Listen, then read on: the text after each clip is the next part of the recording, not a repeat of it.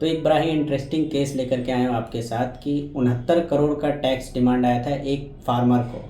किसान को भी भाई 69 करोड़ का टैक्स आ सकता है डिमांड, तो आपको भी आ सकता है। इस चीज़ को समझें कि कैसे इनको आया था। एक केस है, छोटा सा वीडियो है, आप ज़रूर देखिए। ये किसान भाई जो थे, अपना जो भी पैसा इनके पास था वो क्या किए तो 2014 में, मतलब आज से 10 साल पहले की बात है, 2014 में जो है फ्यूचर ऑप्शन में ट्रेडिंग किए थे। मतलब फ्यूचर ऑप्शन शेयर मार्केट में एक टर्म होता है फ्यूचर ऑप्शन, उसमें इन्होंने ट्रेडिंग किया था।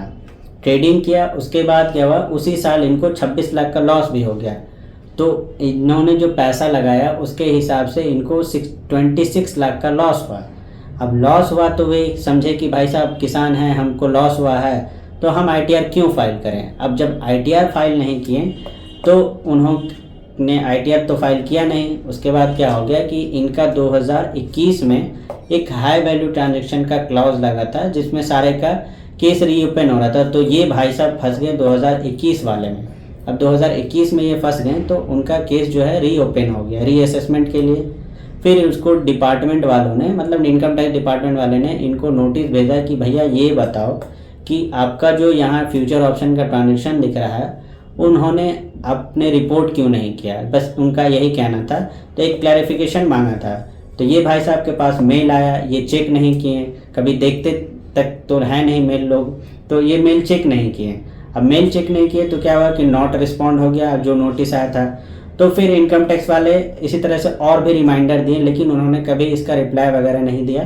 तो क्या हुआ कि एक्स पार्टी ऑर्डर हो गया। एक्स पार्टी का मतलब जो इनकम टैक्स को समझ में आया उसके हिसाब से उन्होंने टैक्स निकाल दिया, मतलब उनका असेसमेंट कर दिया। तो उसके केस में क्या था, जो किसान भाई थे 69 करोड़ रुपए का सेल और परचेज था, दोनों मिला करके, मतलब सेल भी किया था परचेज भी किया था, जिसमें 26 लाख का लॉस हो गया। तो सपोज कीजिए कि दोनों मिला करके 69 करोड़ का ट्रांजैक्शन हुआ था। तो इनकम टैक्स वाले दोनों को इनकम मान करके मई 2023 में 68 करोड़, मतलब 68 करोड़ का इंटरेस्ट, पेनाल्टी और टैक्स मिला करके एक डिमांड ऑर्डर निकाल दिए कि भैया आपको 68 करोड़ रुपया जमा करना है। अब ये 2023 में निकाला, मतलब 14 में इन्होंने ट्रांजेक्शन किया, 2023 में इनका निकाले, लेकिन फिर भी ये चेक नहीं किए। मतलब जब इनको डिमांड ऑर्डर आ गया तब भी ये चेक नहीं किए।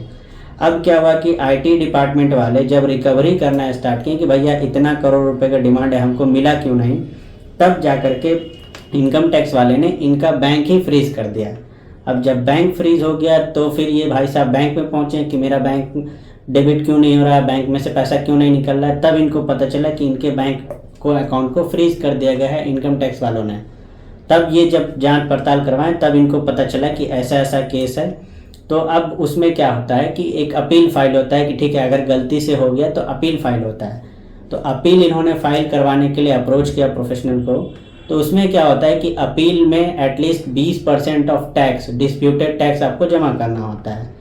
तो अपील में 20% टैक्स भी जमा करने के लिए 13 करोड़ रुपया इनको ऑलमोस्ट लगेगा, मतलब 13 करोड़ रुपया इनको जमा करना होगा। तो अब ये समझिए कि एक छोटा सा गलती कि आईटीआर नहीं फाइल करने की वजह से इनको इतना भारी नुकसान हुआ कि 13 करोड़ रुपया आज के डेट में इनको जमा करना पड़ रहा है, सिर्फ और सिर्फ केस डिस्पोज कराने के लिए। जब ये जीत जाएंगे तो वो 13 करोड़ भी इनको मिल जाएगा, विथ इंटरेस्ट भी मिलता है। लेकिन 13 करोड़ रुपया लाएंगे कहाँ से, अब किसान भाई साहब थे। तो इस चीज़ को समझिए कि कभी भी कोई भी ऐसा अगर कोई फाइनेंशियल ट्रांजेक्शन करते हैं तो ज़रूर एक प्रोफेशनल को कंसल्ट कीजिए।